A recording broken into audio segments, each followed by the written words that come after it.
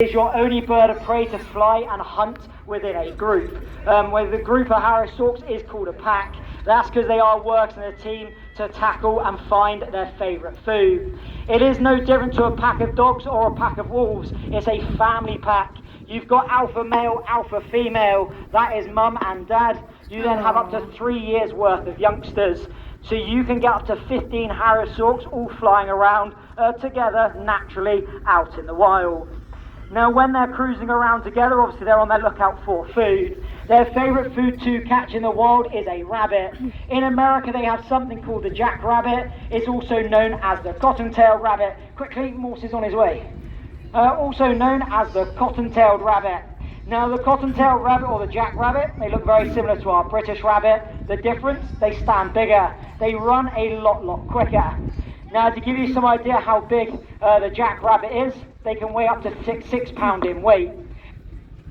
These two birds today, they fly in at 1 pound 6 ounces. So they're also trying to stop a food source almost 4 times the size of their own body weight. Now because they're trying to stop a food source so much larger than themselves, just like the eagle, these guys here are a bit more intelligent. They have worked out that if they fly around in a family group, it makes hunting that jackrabbit just a little bit easier.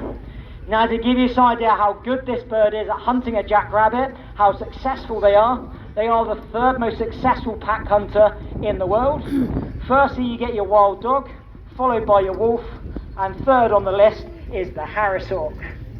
So they are very good at what they do. Moss. Oh.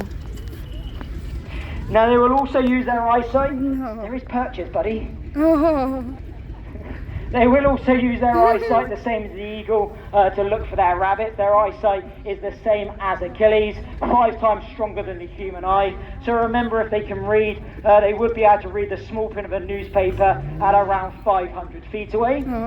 Now because they are using their eyesight, using their vision to try and spot their food, what they will always try and do out in the wild is go somewhere nice and high.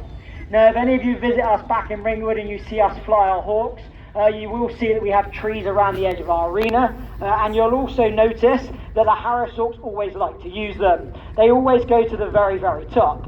Now the reason for this is its natural behaviour. Here today they're being very lazy. Rather than using the perches, they're deciding to sit on the floor. But with them going off and finding lift, finding height, or even sitting in the tops of the trees, it works in this bird's favour. And that's because the higher you are, the more land you can see, the more chance you're going to have of finding that rabbit. You can then obviously go off and then catch it. Now the problem is with the harris-hawk liking to use the trees in the wild is some parts of America where the hawk lives, some parts of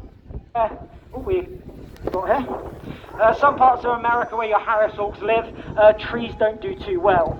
And that is the desert. Harris-hawks do thrive out in the desert in America, but there isn't enough trees for them to sit in. But there is other vegetation. Somewhere else that they love to sit is cacti.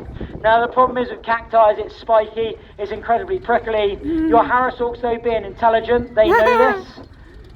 So if you ever travel to America and you see these guys in the desert, you see them landing on things like cacti, what you'll never see a harris-hawk doing is sitting next to each other. What you'll more commonly find is the harris-hawk will sit on top of each other. So what they will do is stand on each other's shoulders. So if you imagine that Morse here today, coming towards me now, was in the wild, and the perch that he is just about to fly off to, no, the perch that you're just about to fly off to, was a cacti, he would be the first one on it. Now once he's on there, he needs to get as comfortable as he can. Now once he's getting as comfortable as he possibly can, then what happens, he gives the signals to his mum, his dad, his brothers and his sisters, and they fly along and they bundle straight on top of him. So they will stand on each other's shoulders.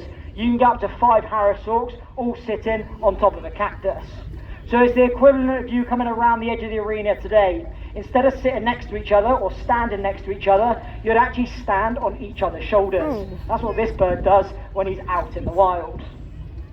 Now evolution has also helped out the harris-hawk with them sitting on tops of cacti, and we know this just by looking at them and looking at their legs.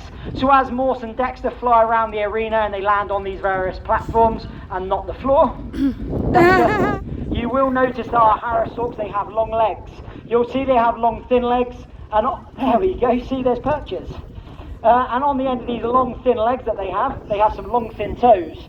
And what that does, it helps them perching on top of because it helps these legs get amongst all of those spikes, and once again it just makes their seat just that little bit more comfortable.